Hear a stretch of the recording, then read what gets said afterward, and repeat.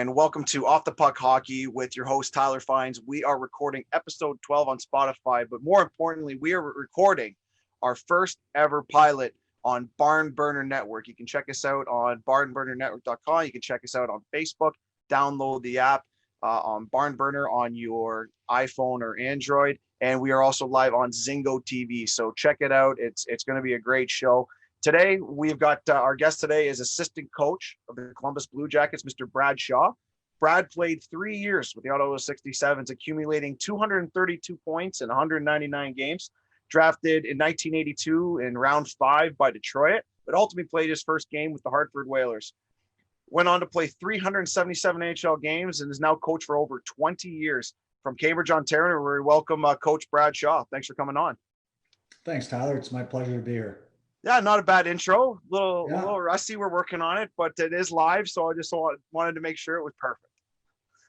That's good. That's good. No, it's been fun. It's funny to hear I've coached over 20 years. I kind of got into it because I didn't know what to do when I was done playing, and 20 years plus later, I'm still going at it. So it's been a fun ride. Well, it's a pleasure to speak to another Cambridge resident. So, tell me a little bit about what you've been doing since COVID's hit and how you've been kept busy. Early on, I had a long honeydew list that kind of built up during the season. Kind of you don't have enough time. First couple of weeks in March, got a lot of jobs done around the house, and then kind of settled into a routine where, my wife and I were here in Columbus, just kind of riding things out, lots of walks with the dog, lots of fresh air when we could, lots of quarantining, did a little bit of video. It was tough to, I found since this pause that I really need a date to work back from when I do my video prep and all the work that we like to prepare and show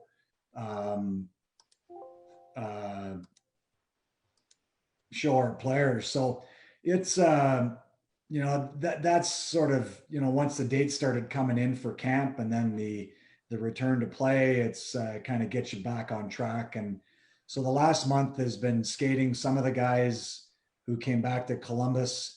I had a group initially with just 3 skaters and a goalie, and then just before camp, that number got to 11 skaters and a goalie. So no, it was good. You get a little bit of look on the ice, but you're in and out of the rink so quick, and you're only with your little cohort. You're not really seeing the whole team. So it was a very different situation.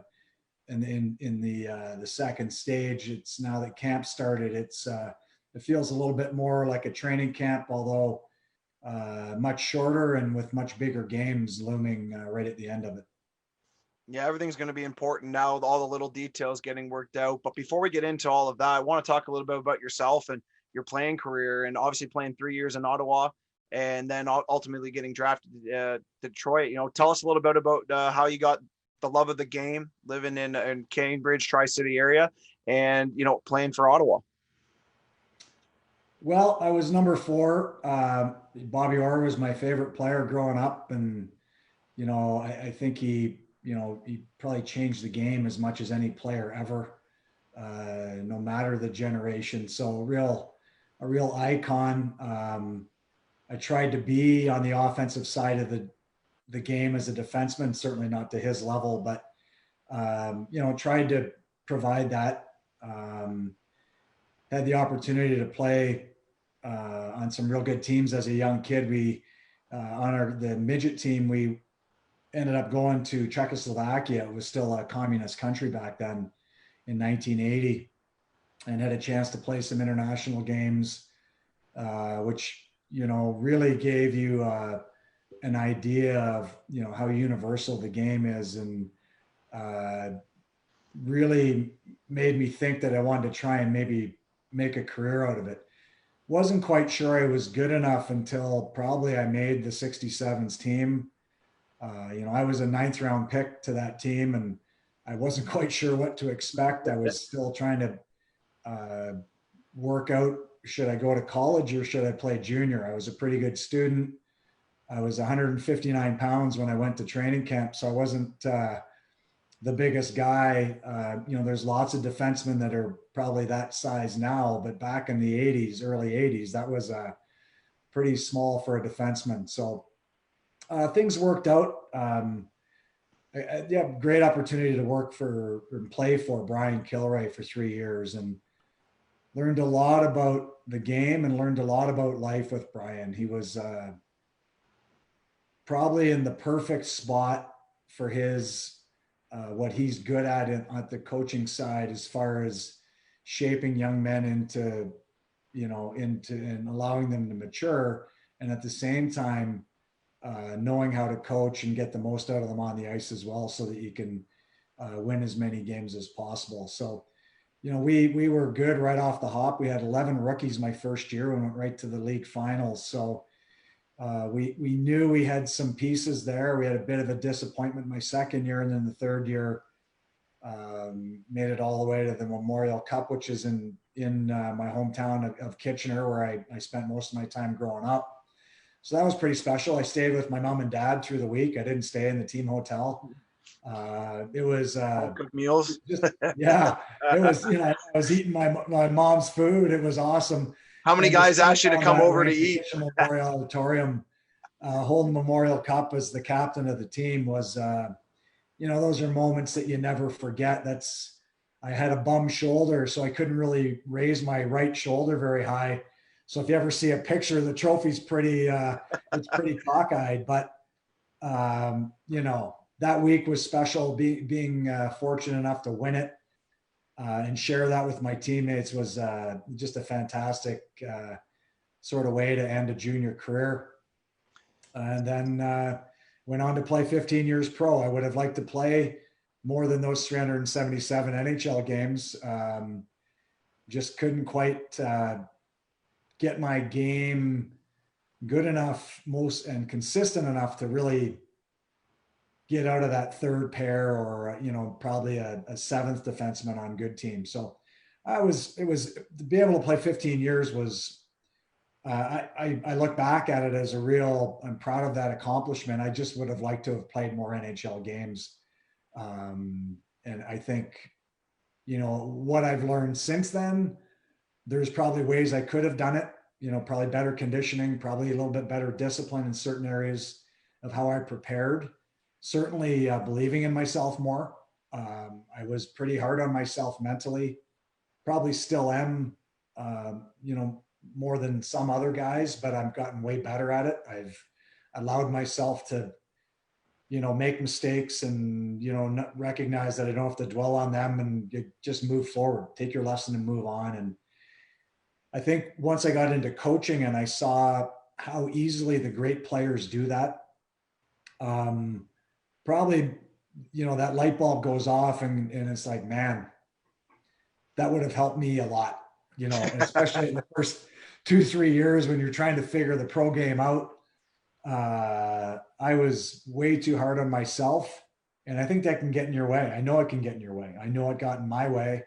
But it's been going into my 37th year, of playing or coaching at the pro level. And I've been really blessed to really not have a gap in there. I've had the opportunity to work with some fantastic players and coaches. And the great thing about hockey is the people in the game are unparalleled. The beauty of the game of hockey isn't just that it's a great sport, but the people that it attracts and the people that it keeps around are, for the most part, fantastic people. And it's I've been really blessed and very lucky to have had the career so far. And I still haven't held the Stanley Cup, and that's every professional coach or players or management or scout, you name it. It's their dream, and I'm going to keep working until they tell me I can't, and I'm going to keep trying to get as good as I can to help a team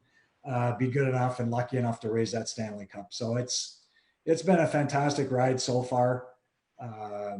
I try and be as aware and as grateful as I can be, because I know that it's I feel like I really haven't had a real job yet. I've been so fortunate that way.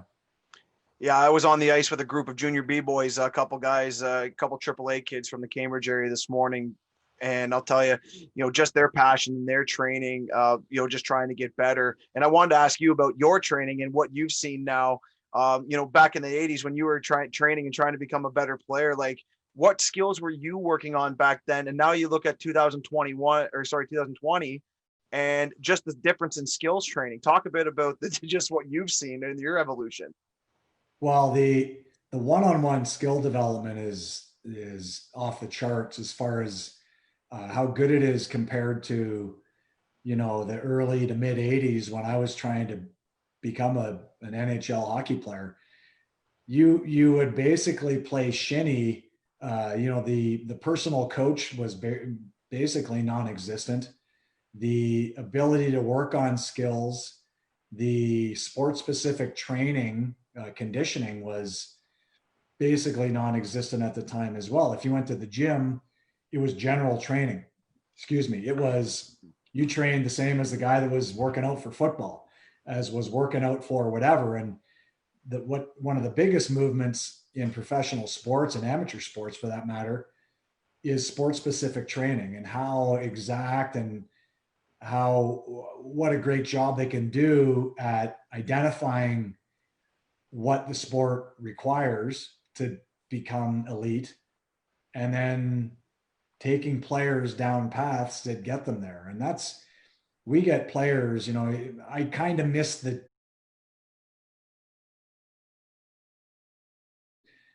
probably late 70s where you would still go to training camp to get in shape. Mhm. But it was still a big element of my first camp in Hartford.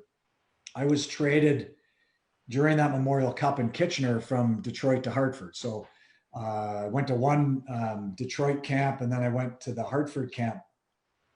Both of those first two camps were still enough guys were there that you would get there in the first couple days, you felt great. You were, wow, holy cow, look at I'm faster than so and so, and I'm better than so and so, and holy cow, look at this. Well, once those veteran guys got their legs, once they got to day 7 and day 10 and day 14, it was, oh, that's what they can do. And so for me, I started almost at that time where there was the big transition from I remember when we hired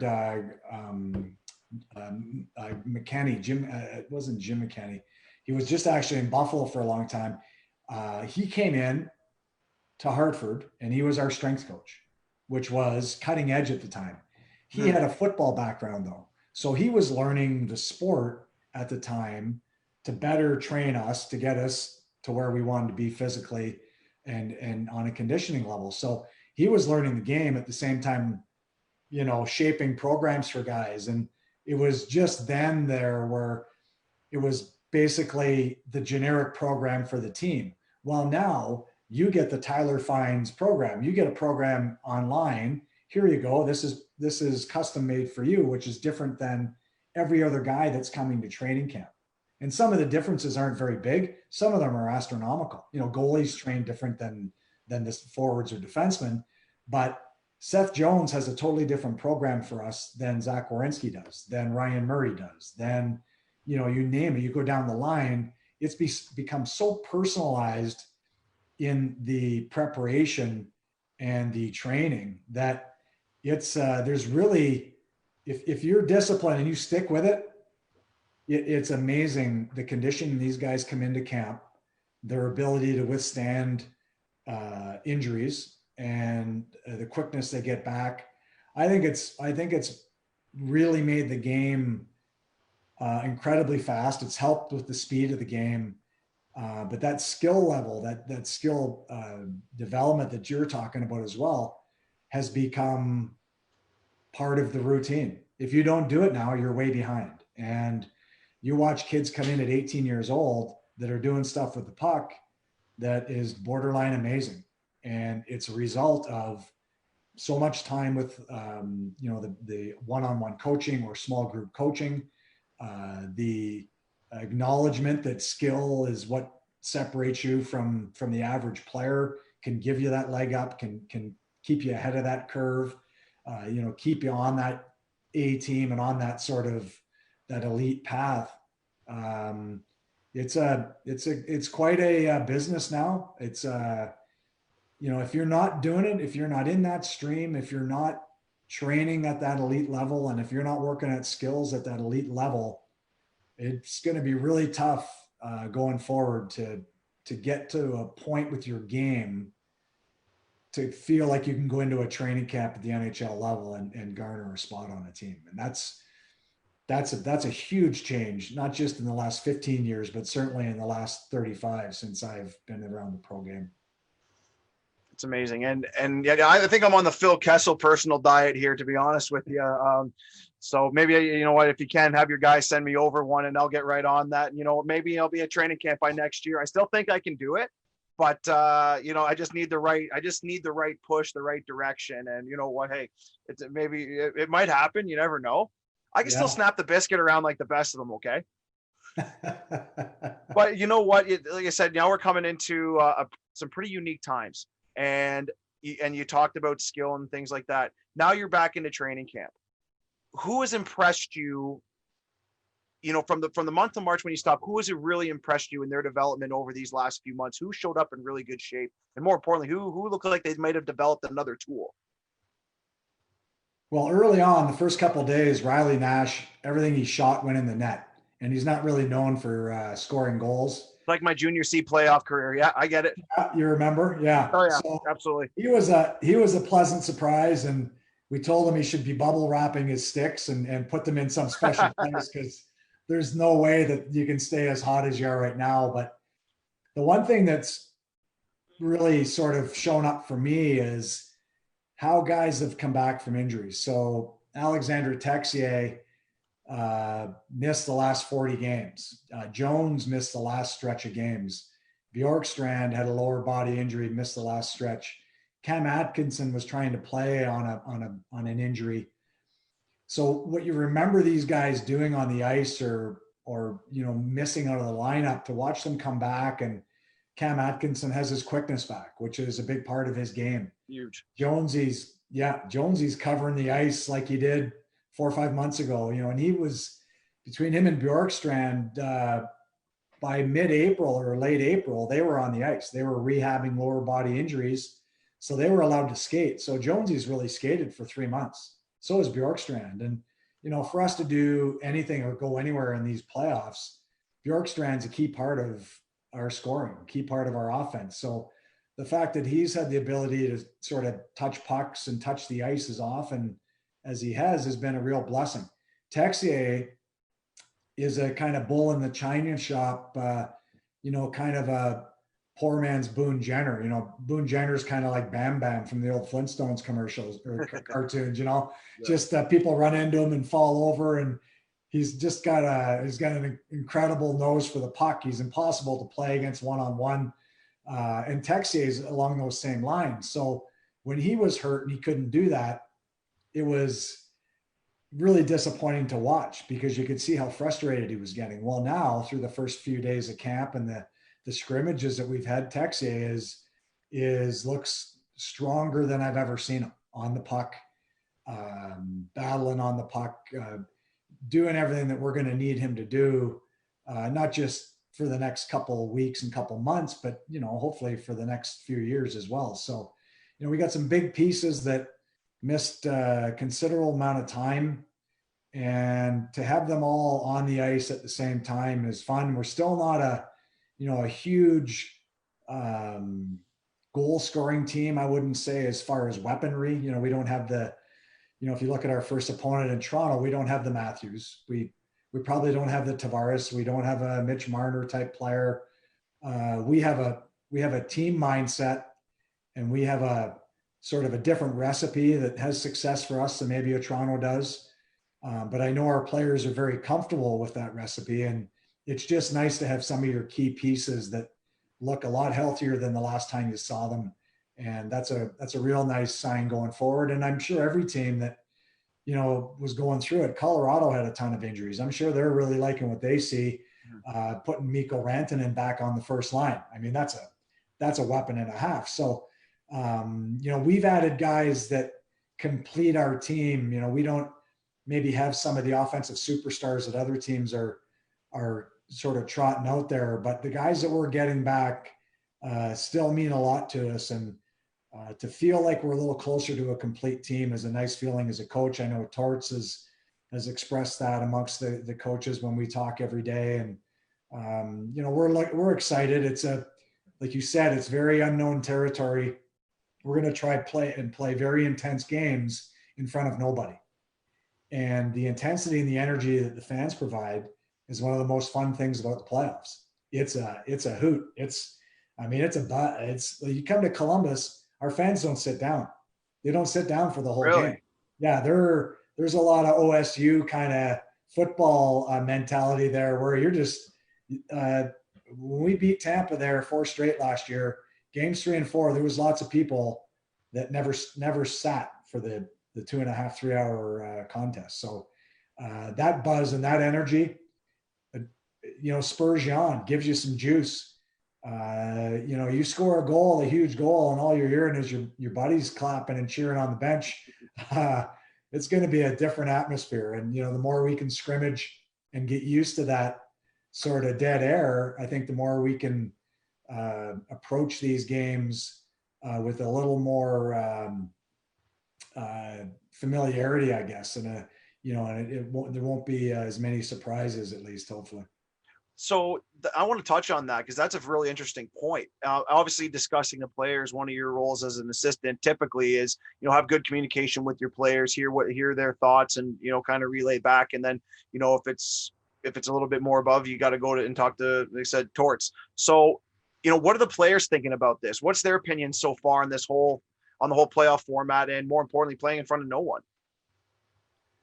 It's been pretty positive. I was surprised. I thought we'd have a couple guys that maybe were a little jaded about it, but it's been full steam ahead for our guys. You know, Nick Foligno's a great leader in the locker room. He's got a great message. He's got a great way of relaying that message. He does a great job. He's a great go-between, actually, between Torts and the rest of the staff and the rest of the players. So, you know, he's been ultra positive up to this point. We've got lots of guys that are excited about playing hockey again. You know, that's a long break. I know there's going to be a lot of curveballs. It's going to be like in the batter's box against Brett Saberhagen and the Mets, just curveball after curveball. But we've talked about how we want to try and be flexible. We've talked about how if we're pissing and moaning about this, that, and everything else that's happening, you're going to spend a lot of time griping and not a lot of time focused on what you need to focus on to get better and prepare to be as good as we can be for August 2nd when we play the Leafs.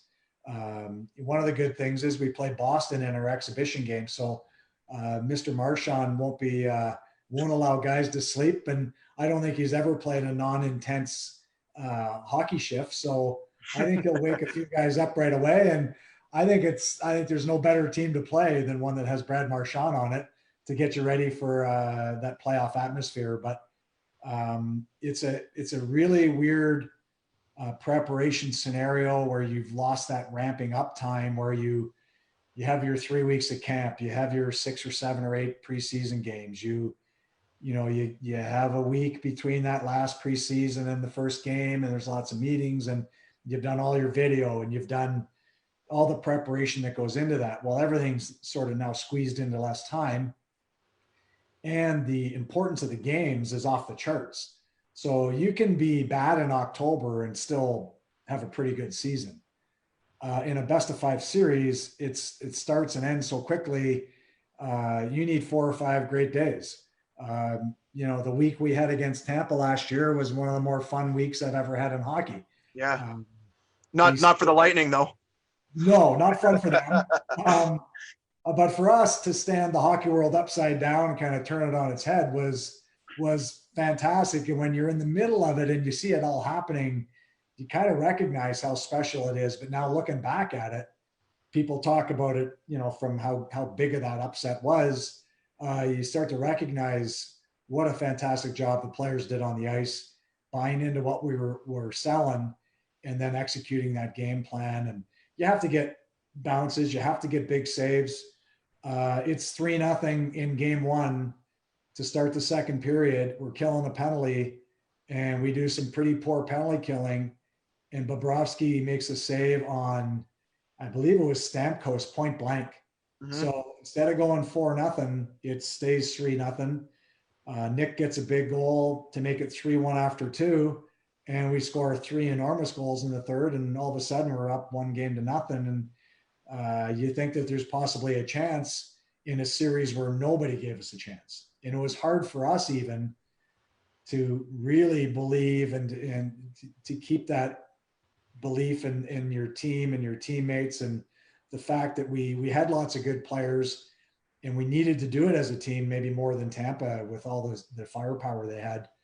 But coming in after game one was an amazing feeling. And then game two, I thought we outplayed them by, maybe not a wide margin, but to outplay a team that finished 30 points ahead of the second place team in the league was something that was unheard of if you listen to the media talk about the preparation for the series. So all of a sudden we're flying back to Columbus with a 2-0 lead. And now you start thinking about, crazy enough, hey, we could win this in 4 games.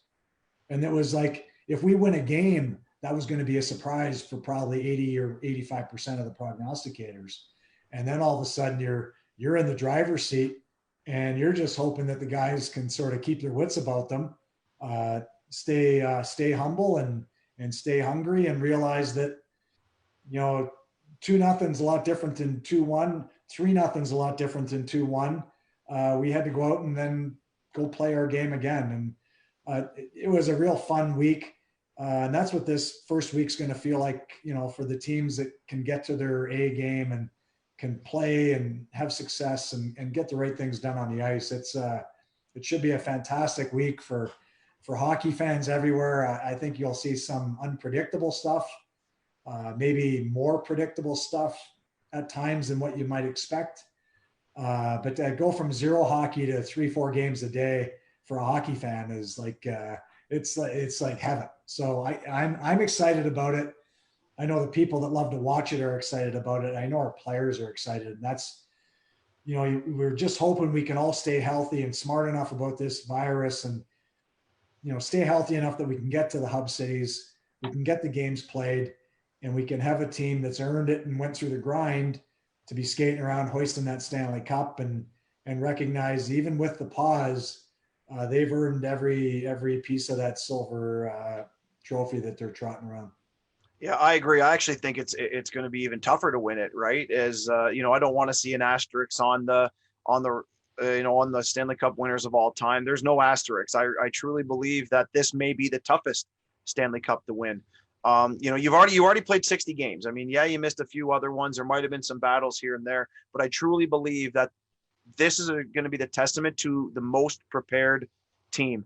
Who did the best video? Who did the best? Who used their analytics the right way? Who matched the lines the best? And if I'm getting too technical for those that are listening, it's going to get even worse for you here in about 2 seconds. So, as an assistant coach, as a hockey lover and being a head coach for 10 years now myself, I've never had the opportunity to be an assistant coach, and you've been a long time assistant coach in St. Louis, and now under John Tortorella, up to the Jack Adams this year.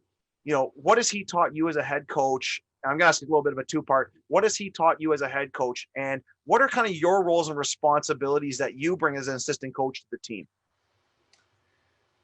Torts is the most upfront coach I've ever played for. Never lets a molehill turn into a mountain. And I think because of that, there's none of the undercurrent in the locker room, kind of the locker room lawyers, or they don't exist on John Tortorella teams. And I think he's probably a much kind-hearted person than people watch some of his press conferences would believe he is. But he has one of the biggest hearts I've seen on a head coach in this league. I think he's brutally honest.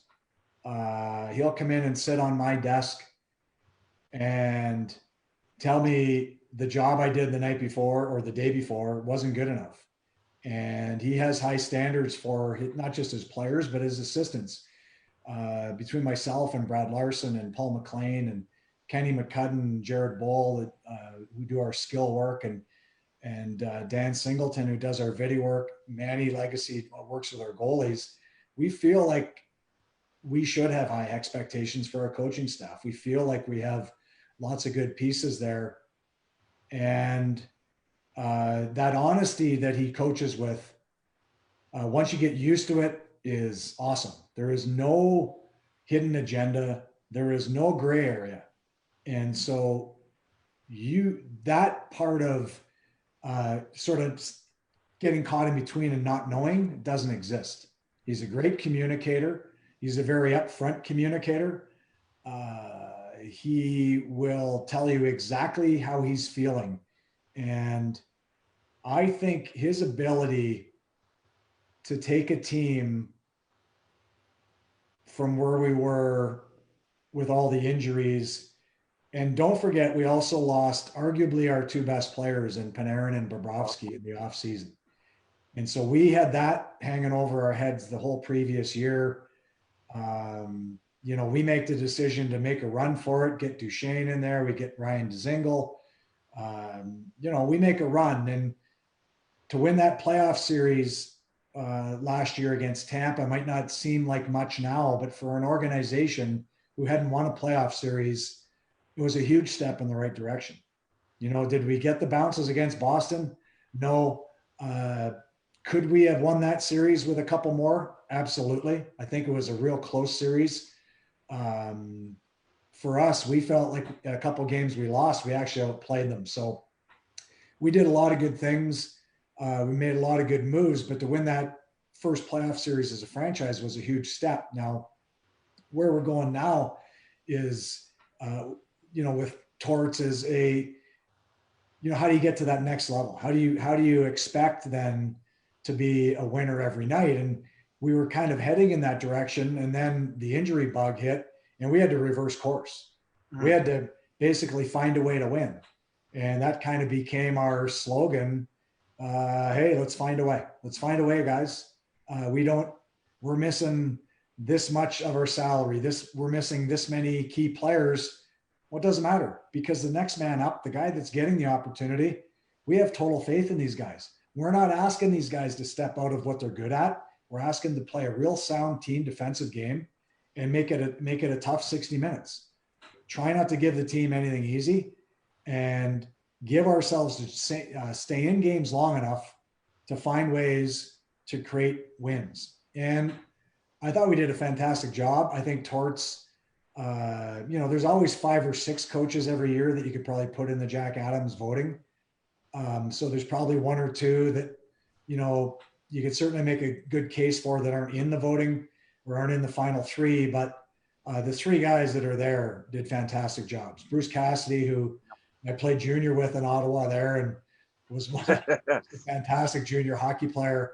Since he's gone to Boston, has done a fantastic job. And he's had some ups and downs in his career. His first taste in Washington there probably didn't go as well as planned, but talking to him afterwards, he learned lots of valuable lessons, and he seems like he's taken that and learned how to take a very good team and keep them pointed in the right direction, which sounds like an easy thing to do, but it's not as easy as it seems once you get that level of success, and then it becomes expected. And then, you have the tendency to possibly lose your focus, or, start possibly trying to do a little bit too much and not staying within your game. I think he's done a fantastic job. And then Alain Vigneault in Philly, who seems to create winners wherever he goes, Vancouver, New York, and now in Philly.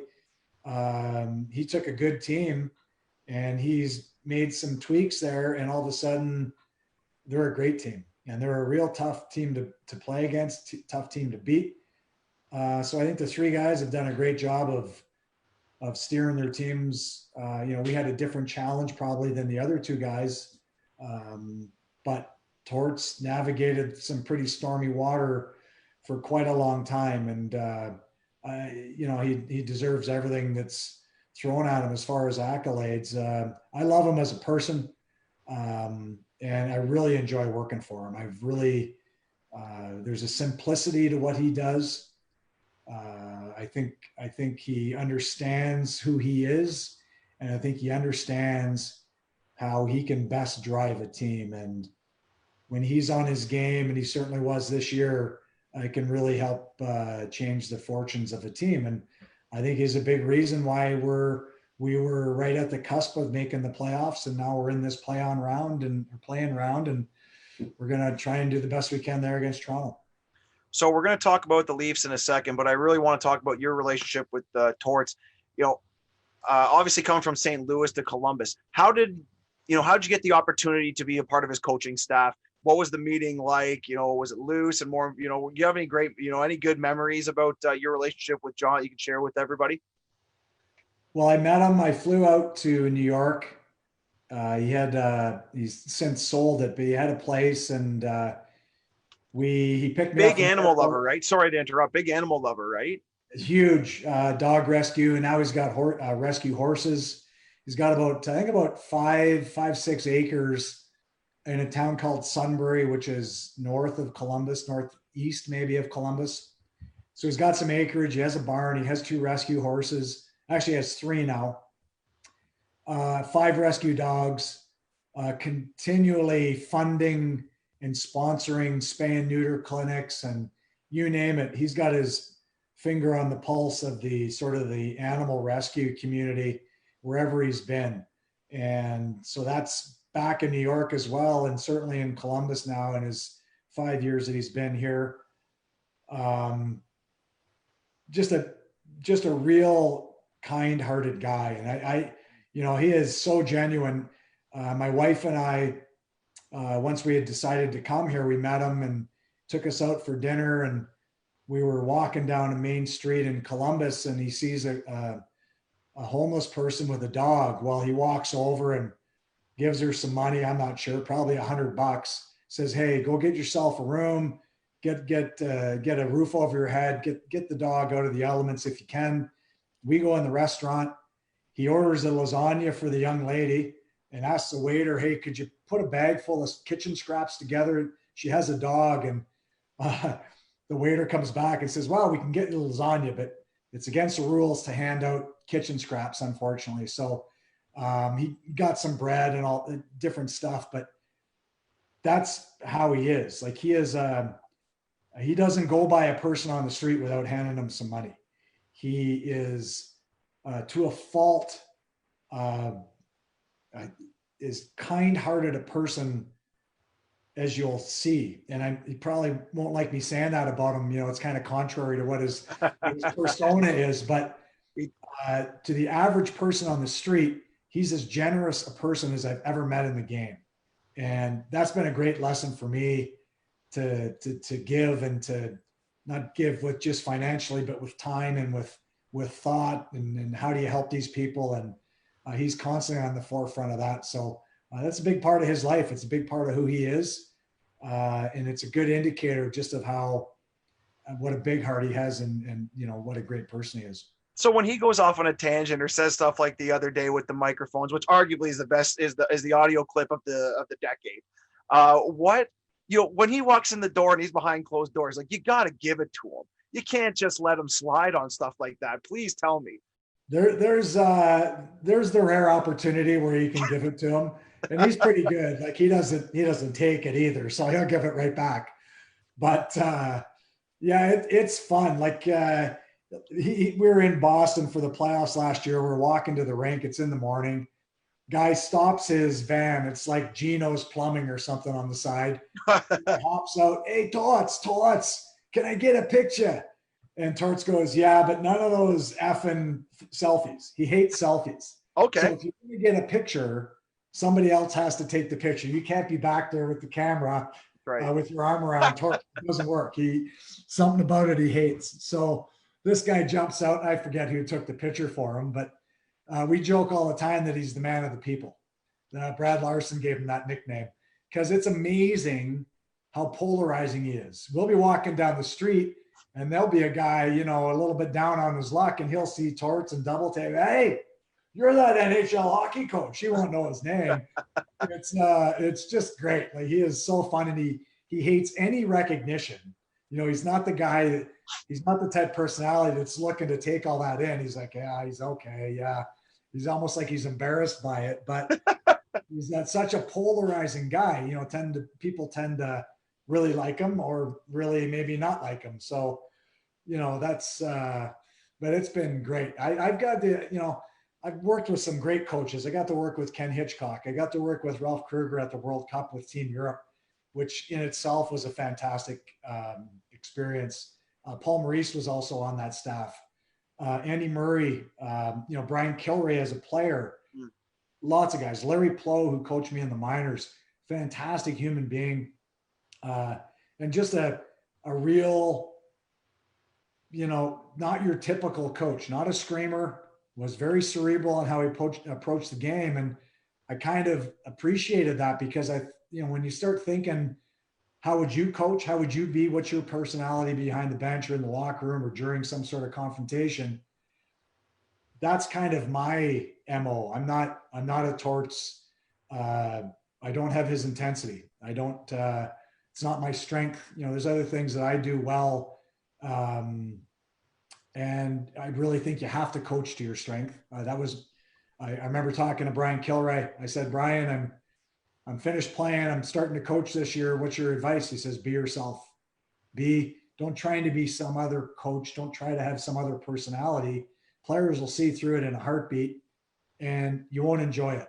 So, trust who you are, trust what you do well, and learn. And every time I talk with him, I try to have lunch with him every summer when I'm back in the Ottawa area, usually at my cottage now. And before that, my house, we try to get together for lunch and kind of bring up the old war stories about Junior, but then kind of pick his brain on where the game's going and what he sees. And he's a real smart guy. The wisdom you can gain over the decades he's been around the game. He's paid attention, and he's a great guy to talk and bounce things off of, to kind of, see what maybe the next step is in your career, or maybe on what you want to try and do for X's and O's with your team. Sure. So, we're going up against Toronto, and obviously that's a big topic here in Canada. So let's talk a bit about the series that's coming up. So as a coaching staff, you obviously have your video, you have your analytics team, and you're going over everything. And again, if you're tuning into this and you don't like technical stuff, better turn it off, because this is where I get the opportunity to kind of take control of this. So you're coming into the game, puck drops. What's your job as an assistant coach for those 60 minutes? Puck drops, we're going to have, certain pairs that we would like in certain situations, or against some of their better players, or they're not better players. And so the managing of the bench is one thing. I think the managing of the pulse of the game, and this is one of the unknowns we're going into with, okay, this is a game with a lot at stake, with nobody in the stands. What is the response? So what's the temperature on the bench? What's the temperature of the game? Are guys kind of getting frustrated, or are guys getting a little ahead of themselves in what we're trying to do on the ice? And that will be a comment to the defense. I'll talk to the forwards as well, but a lot of times I have to wait until they get close enough to me. So I won't really touch on the forwards quite as much as Torts would, having the reign of the whole bench. Brad Larson's at that end. Paul McLean's at that end. So, that gets communicated for the most part there. Watching the cadence of the other team, how are they shift change? 1, 2, 3, 4. Is it 1, 2, 3? Is it 1, 3, 2? Have they changed lines? Have they moved Marner up with whoever? Okay, well, then that might change one of our, not matchups, but who you would like on the ice. So you're constantly watching what they're doing. What are they doing systems-wise? Is everything that we've told our players about their forecheck, their neutral zone forecheck, all that stuff, are they true to form, or have they changed things? What are they doing on faceoffs? What are we doing to counteract those faceoffs. You know, are we telling the linesman, hey, make sure Tavares gets his stick stopped? His stick is in motion. Get his stick stopped. So if they're, if they feel like there's a way to create an advantage, that's really my job, is to find those places where we maybe can create an advantage and then communicate that through the necessary guys, whether it's the D, whether it's the Torts. Hey, why don't we try this with our F3 based on how they're exiting the zone, or something like that. And he'll be like, sometimes it's yeah. Sometimes talk to me after the period. Mm-hmm. Certain things are easy to plug in. Certain elements are better to try and adjust while you have the 15, 18 minutes of downtime between periods. So that's really are the pairs good? Do we like Jones and Werenski? Are they playing well? Does it look like they'd be better off possibly as one guy really have his game that night, and I've got to find more ice time for him?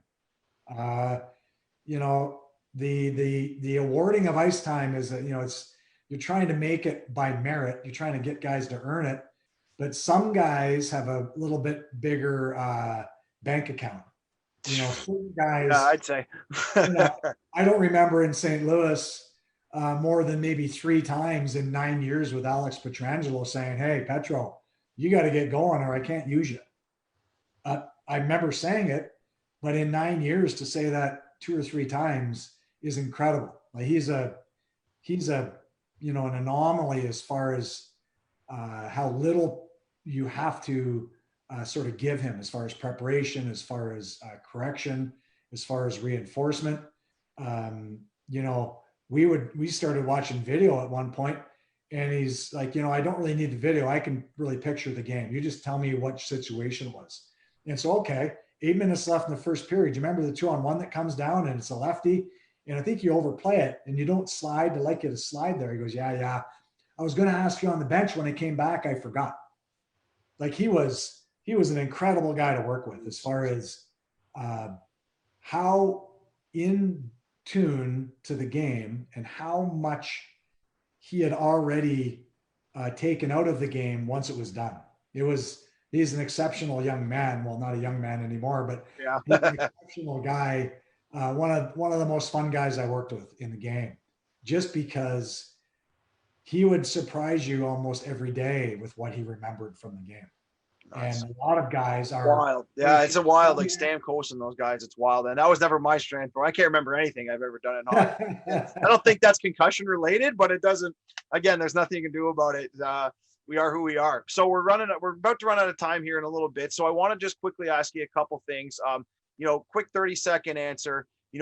Austin Matthews, Mitch Marner, Leafs. What does Columbus have to do to win this series? Well, we have to play a good 200-foot game. We learned some lessons against Tampa. They were a very rush-based team, very offensively centric. So we knew that if we could stymie their offense a little bit, we would take some of the juice out of their game. It wasn't going to be a 1-shift thing or a 10-minute thing or a 2-period thing. We knew it was going to be a process. I think that's going to be a much bigger challenge. I think Toronto's games since Sheldon Keefe took over, I think has become more dangerous offensively. But at the same time, I think he's added an awareness on the defensive side. And, they're healthy as well. They're getting Muzzin back. I read all the clippings there from the Toronto media. They're excited about having a healthy Tavares. They're excited, like every team, seeing some of these guys that, by the time you're limping into the playoffs, you've sometimes have had to overplay some of these big boys to the point where they're get 3 or 4 nagging injuries. This will be the healthiest first round. And this really, I guess, isn't the first round, this play-in round. That's right. But this will be the healthiest hockey possibly ever for very important games. Because when you're getting into the playoffs, there isn't a guy in the league that isn't getting treatment on something. Nobody is 100% healthy. We've got guys that are going to go into these games 100% healthy. And I think we have to be better than we were against Tampa, because I think Toronto's going to be more resilient mentally. And I think us playing the sound, patient 200-foot game that we know gives us the best chance has to be a hallmark. It has to show up a lot. And I'm really excited. With less preparation time, it's going to be really interesting to see who's really done. Well, we're excited to just get you up here in Toronto and get you in the bubble. And I believe you're at the Royal York, right? Is that their hotel? At the Royal York. Yeah. So I've got good memories. Have you ever stayed at the Royal York? Yeah, it's a classic. Oh, I love it. It's a classic. Stayed there for a month. I love it. My favorite steakhouse right across the road. Yellow sign. Episode 1 of Suits. Barties all day, every day. Absolutely love it. We're almost out of time. I got a couple rapid fire questions for you about living in Columbus. So, number one, were you watching? Were you watching when LeBron James won the championship there? We had just come in that summer, so I really hadn't got indoctrinated into Ohio sports quite so much. Okay. Best cheeseburger joint, in Columbus? Oh, I don't know the name of it. It's an old tavern. There's all these old dollar bills stuck to the wall. It's a hole in the wall. It's in German Village, which is south of downtown. I've been there twice, and both friends that I brought in from Canada loved it. It's awesome. It's in German Village. It's probably the only one. So if you Google that, you'll find it. And it's top notch. Nice. Red or white wine or none at all? Mainly red. I've done a hockey school in Italy for 5 of the last 6 years. I'm not doing it this year, obviously. I love Italian whites, and I like all reds. So, most underrated player in the NHL skill wise? Oof. And again, it's just an opinion. It's not fact. You don't need to bring the analytics team. Yeah, I think, Jonesy gets some talk, some Norris talk, Seth Jones I'm talking about. Mm-hmm. I don't think his defensive game, and I would include defensive skills in the skill package. Mm-hmm. I think his total game is underrated, and a big part of that is his defensive skill, his skating range, his ability to break plays up and get things going the other way. He's a huge element in our game. I think if we're in a bigger media market, there's many more people in the league that are aware of how good he actually is. You've been in the game a long time. And again, if you can remember this, let me know. And if you can't, longest losing speech after a game length, how long? For me as a coach or as a player? Yeah, as a coach or a player, doesn't matter. Longest one you think you've ever had to sit through? Well, the first year with the Senators, we lost 70 games. And so Rick Bowness, the poor man that was taxed with that, probably had some pretty long ones, but that was the record of 10-70-4. That is a long year. So I will say the accumulation of the 70 losing speeches, that would be the longest losing speech. I tell people I only played junior B, but I said I've got arguably the worst junior B record in the history of any player that's played in hockey. I think we might have won 5 or 6 games, and it was the stories I could tell just being involved in that program, and then even just owning my own team and having it for 5 years is pretty wild. And again, one of the most inspirational speeches you ever heard. Who was it, and where were you? Well, the one after the first period in Tampa last year, first game, first period. And we had talked about how much we had to believe in ourselves because everything coming from the outside was how Tampa was way better, not a series. It's a mismatch. And we go out and we watch Tampa play for the first period, and we're down 3-0. And I already talked about the save Bob made on Stamkos, but Torts' speech, and you can see it online, you can YouTube it, talked about, let's start playing. We've given these guys too much respect. We got to start believing in ourselves. I still get chills thinking about it and watching it. And it's exactly what he does well. It's awesome.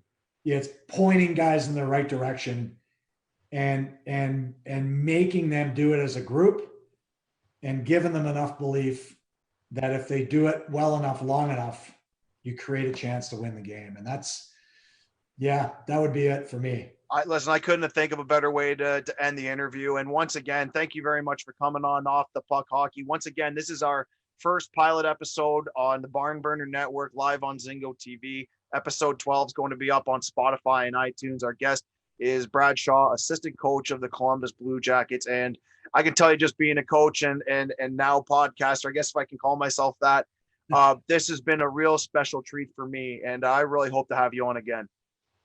Well, anytime you get to talk hockey, and especially in preparation for playoff type hockey, it's always fun. We're pretty charged up here down in Columbus. I'd like to thank you, Tyler, for having me on. It's been lots of fun.